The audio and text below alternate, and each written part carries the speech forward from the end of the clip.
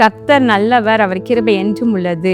ஆண்டவராகிய இயேசு கிறிஸ்துவின் நாமத்தினால் உங்கள் ஒவ்வொருவருக்கும் அன்பின் வாழ்த்துக்கள். இந்த நாள் உங்களுக்கு ஆசீர்வாதமான நாளாக இருப்பதாக. இன்று ஜூன் மாதம் 7ஆம் தேதி, இது ஞாயிற்றுக்கிழமை. நாம் கர்த்தரை தொழுது கொள்ள ஆலயத்திற்கு செல்லும் நாள். பிரியமானவர்களை, இன்று நாம் தியானிக்கும் வசனம் நீதிமொழிகள் 10வது அதிகாரம் 24வது வசனம். துன்மார்க்கன் பயப்படும் காரியம் அவனுக்கு வந்து நேரிடும், நீதிமான் விரும்புகிற காரியம் அவனுக்கு கொடுக்கப்படும். இந்த நீதிமொழிகள் 10வது அதிகாரத்தை நீங்கள் வாசித்து பார்க்கும் பொழுது அதுல அழகா நீதிமான்களுக்குரிய ஆசீர்வாதங்களை குறித்து ஏராளமா எழுதப்பட்டிருக்கிறது. அதுல என்னன்னா, நீதிமானை கர்த்தர் பசியினால் வருந்த விடார், நீதிமானுடைய பேர் புகழ் பெற்று விளங்கும், நீதிமானுடைய சிரசின் மேல் ஆசீர்வாதங்கள் தங்கும், நீதிமானுடைய பிரயாசம் ஜீவனை தரும், நீதிமானும் நித்திய அஸ்திபாரம் உள்ளவன், நீதிமான் என்றைக்கும் அசைக்கப்படுவதில்லை என்று சொல்லி அருமையாக நீதிமானுக்குரிய ஆசீர்வாதங்களை அங்கு தெளிவா எழுதியிருக்கு. அதுல ஒண்ணு, நீதிமான் விரும்புகிற காரியம் அவனுக்கு கொடுக்கப்படும். பிரியமானவர்களே, எந்த நன்மையான ஈவும் பூரணமான எந்த வரமும் ஜோதிகளின் பிதாவின் இடத்திலிருந்து இறங்கி வருகிறது. அதாவது பரத்தில் உண்டாகி ஜோதிகளின் பிதாவின் இடத்திலிருந்து இறங்கி வருகிறது என்று பார்க்கின்றோம். அப்போ யோவான் எழுதின சுவிசேஷத்துல கூட அருமையாக இயேசு மகாராஜா ஒரு வசனத்தை சொல்லுகின்றார். பரலோகத்திலிருந்து ஒருவனுக்கு கொடுக்கப்பட்டால் ஒழிய அவன் ஒன்றையும் பெற்றுக்கொள்ள மாட்டான் என்று சொல்லி, அப்படி என்றால் நமக்கு கொடுக்கப்படுகிற எந்த நன்மைகளும் பரலோகத்திலிருந்து அது சாங்ஷன் பண்ணப்பட்டு தான் நமக்கு இறங்கி வருகிறது. ஜோதிகளின் பிதா, அதாவது ஒளியினிடத்தில் ஒளியாய் இருக்கிறவர், ஒருவரும் சேரக்கூடாத ஒளியில் வாசம் பண்ணுகிறவர், அதான் ஜோதிகளின் பிதா, அவரிடத்திலிருந்து தான் இறங்கி வருகிறது. ஆனால் இங்கு நீதிமான் என்ன விரும்புகிறானோ, என்ன நீதிமானுடைய உள்ளத்துல விருப்பம் இருக்கிறதோ அது அப்படியே நீதிமானுக்கு கொடுக்கப்படுகிறது என்று வசனம் சொல்லுகிறது. பிரியமானவர்களே, ஆனால் அதே நேரம் துன்மார்க்கனுடைய வாழ்க்கையை பார்க்கும் பொழுது தன்னுடைய துன்மார்க்கத்தினாலே பொருள் மிகுதியாக சேர்க்கலாம், அல்லது அந்தஸ்து ஆஸ்தி என்று சொல்லி செல்வாக்கு என்று சொல்லி பதவி, இப்படியெல்லாம் தன்னுடைய துன்மார்க்கத்தினாலே சேர்த்து கொண்டே போகலாம். ஆனால் நீங்க நினைக்கிறீங்களா அப்படிப்பட்டவர்களுக்கு நல்ல ஒரு சமாதானம் இருக்கும், நல்ல சமாதானமான உறக்கம் இருக்கும் நீங்க நினைக்கிறீங்களா? நிச்சயமா கிடையாது. ஏன்னா அவர்களுக்குள்ள ஒரு பயம், ஐயோ இதெல்லாம் எப்போ நம்ம விட்டு போயிருமோ, இந்த தவறா சம்பாதித்த இப்படிப்பட்ட காரியங்கள் எல்லாம் என்னைக்கு நம்மகிட்ட இருந்து பறி போகுமோ, அல்லது நம்ம செய்கிற காரியங்கள் என்னைக்கு வெளிப்படுமோ, இதற்கான நமக்கு தண்டனை வந்து விடுமோ, இதற்கான ஏதாவது நமக்கு கடவுள் நம்மை தண்டித்து விடுவாரோ என்றெல்லாம் சொல்லி கூட ஒரு பயம் அவர்களுக்குள்ள இருந்துக்கிட்டே இருக்கும். அப்படி அவங்க எதை குறித்து பயப்பட்டுக்கிட்டே இருக்கிறாங்களோ, தவறு செய்தவர்கள் பயப்படும் பொழுது நிச்சயமா அந்த பயத்தின் படியே அவர்களுக்கு வந்து நேரிடும் என்று எழுதியிருக்கிறது. ஆனால் நீதிமான்களுக்கோ விரும்புகிற காரியம் என்ன விரும்புறீங்க, அது கட்டாயம் கொடுக்கப்படும்.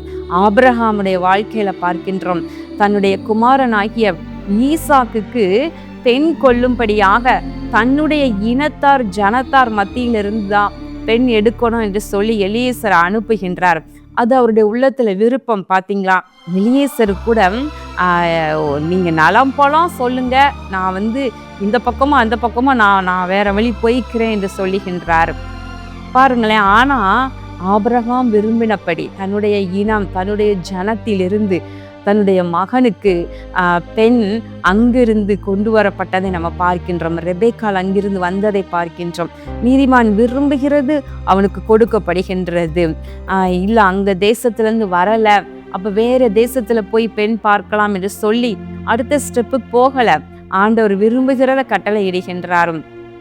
அப்படியே ஒவ்வொருவருடைய வாழ்க்கையில் நம்ம பார்க்கின்றோம், விரும்புகிறதை நீதிமான்களா இருந்தா கர்த்தர் விரும்புகிறதை நமக்கு கொடுத்து ஆசீர்வதிப்பார். ஒரு சகோதரி அவங்க குடும்பமாக விதம் சாட்சி சொன்னாங்க. அவங்க ஒரு சிறிய வீடு சென்னையில ஒரு பகுதியில வச்சிருந்தாங்க. அந்த வீட்டில் அவங்க வசித்து கொண்டிருக்கும் பொழுது அவங்க புதிதாக வியாபாரம் பிஸ்னஸ் தொடங்கணும் என்ற ஒரு சிச்சுவேஷன் வந்தது. அப்போ அவங்கள்ட்ட மூலதனமாக எதுவுமே இல்லை முதலீடு பண்ணுவதற்கு. தங்கள் குடியிருந்த அந்த ஒரு எளிய வீட்டை விற்று மூலதனமாக பிஸ்னஸ்ல போட்டாங்க. அப்போ அவங்களுக்கு இருந்த அந்த வீட்டையுமே விட்டு விட்டோமே, என்று சொல்லி அப்படியே சென்னை சிட்டிக்கு நடுவில் நல்ல மிகப்பெரிய நல்ல நல்ல வீடுகள்லாம் இருக்கிற ஏரியாக்கள் அவர்கள் ஒரு விசை போகும் பொழுது யோசிச்சாங்களாம், இந்த பகுதியிலெல்லாம் இது சென்னையினுடைய மிடில் இருக்குது, இந்த பகுதியிலலாம் வாடகைக்கு கூட நமக்கு வீடு கிடைக்காது என்று சொல்லி ஏக்கத்தோடு நாங்கள் பேசிக்கொண்டே சென்றோம். ஆனால் அதே பகுதியில் அருமையான நிலத்தை கட்டளையிட்டு அதில் அழகான நல்ல வீட்டை கட்டுவதற்கு ஆண்டவர் எங்களுக்கு உதவி செய்தார். இப்பொழுது அந்த வீட்டில் குடியிருக்கிறோம் என்று பகிர்ந்து கொண்டார்கள். பிரியமானவர்களை, நீதிமான் விரும்புகிறது அவனுக்கு கொடுக்கப்படும். எங்களுடைய 2வது மகள் டேரிஸும் 2வது பிள்ளையை வயிற்றில் சுமந்து கொண்டிருந்தாள். முதலாவது அவர்களுக்கு டேரிஸ்க்கும் ஜெஃப்ரி ரெனிக்கும் அழகான ஒரு ஆண் குழந்தை உண்டு. அவனுக்கு 2.5 வயது ஆகிவிட்டது. அவன் பேர் பிரின்சவர் ரே ஜேடன். 2வது அவள் பிரெக்னன்ட் ஆனா. அழகான ஒரு பெண் குழந்தை கர்த்தர் கொடுத்திருந்தார். அதை பார்த்தபோது எல்லாரும் ஆனந்த கண்ணீர் வடித்தோம். எங்க 2 பேருக்கும் உள்ளத்துல எங்களுக்கு ரொம்ப ஆசை இருந்தது. 2வது பெண் குழந்தை இருந்தால் நன்றா இருக்குமே என்று சொல்லி நாங்கள் ரொம்ப விரும்பினோம். ஆண்டவர் எங்களுக்கு பெண் குழந்தை கொடுத்துட்டார் என்று சொல்லி சொன்னாங்க. பிரியமானவர்களே, நம்ம விரும்புகிற காரியம் கொடுப்பார். ஒருவேளை நம்ம விரும்புகிறத நம்ம ஜெபிக்க கூட நம்ம எண்ணி இருக்க மாட்டோம். ஆண்டவர்கிட்ட இதற்காக போராடி உபவாசம் இருந்து மன்றாடி ஜெபித்திருக்க கூட மாட்டோம். நமக்கு ஒரு விருப்பம் இருந்திருக்கும்.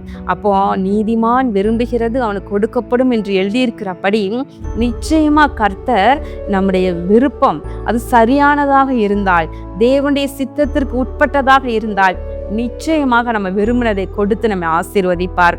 இதை பார்த்து கொண்டிருக்கிற நீங்கள் உங்கள் உள்ளத்தில் என்ன விரும்புகிறீங்க? எனக்கு ஒரு நல்ல இப்படிப்பட்ட வேலை கிடைத்தா நல்லா இருக்குமே நினைக்கிறீங்களா? ஆமாம், நீங்கள் ஆண்டவருக்கு பிரியமாக நீங்கள் நீதிமான்களாக இருந்து நீங்கள் இப்படி ஒரு விருப்பம் இருந்துச்சுன்னா நிச்சயமாக உங்களுக்கு அருளி செய்வார். என்ன காரியத்தை நீங்கள் விரும்புகிறீங்களோ ஆண்டவர் நிச்சயமாக கொடுப்பார். கலங்காதிருங்கள். கண்களை மூடி ஜெபம் பண்ணுவோமா?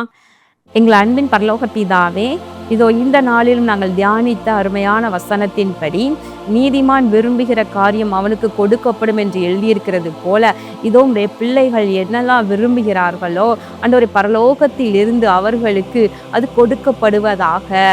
எந்த நன்மையாக இருந்தாலும் ஆண்டவரே, நீர் உடைய பிள்ளைகள் விரும்புகிற நன்மையை கொடுத்து நீர் ஆசீர்வதித்தருளும். ஆண்டவராகிய இயேசு கிறிஸ்துவின் நாமத்தினாலே இந்த ஜெபத்தை ஏறெடுக்கின்றேன் நல்ல பிதாவே, ஆமேன். பிரியமானவர்களே, இது ஞாயிற்றுக்கிழமை நமது ஆசீர்வாத டிவி நேயர்கள் அல்லது யூடியூப் நேயர்களாக இருக்கலாம். நீங்கள் ஆலயத்திற்கு செல்லாமல் வீட்டில் இருப்பீர்கள், ஆனால் நீங்கள் நமது சென்னை ஆசீர்வாத திருச்சபைக்கு நீங்கள் வாங்க. விருதுநகர் பக்கத்தில் இருப்பீர்களானால் விருதுநகருக்கு நீங்கள் ஆசீர்வாத திருச்சபைக்கு வாங்க. தேவனை ஆராதிக்க ஆவியோடும் கருத்தோடும் பாடி அவரை புகழ்ந்து ஆராதனை செய்து ஆழமான சத்தியத்தை நீங்கள் கேட்டு பலப்பட நீங்கள் சென்னை ஆசீர்வாத திருச்சபைக்கு நீங்கள் வாருங்கள். ஆராதனை குறித்த விவரங்களை நீங்கள் அறிந்து கொள்ளுங்கள். கர்த்தர் உங்களை ஆசீர்வதிப்பாராக. ஆமேன்.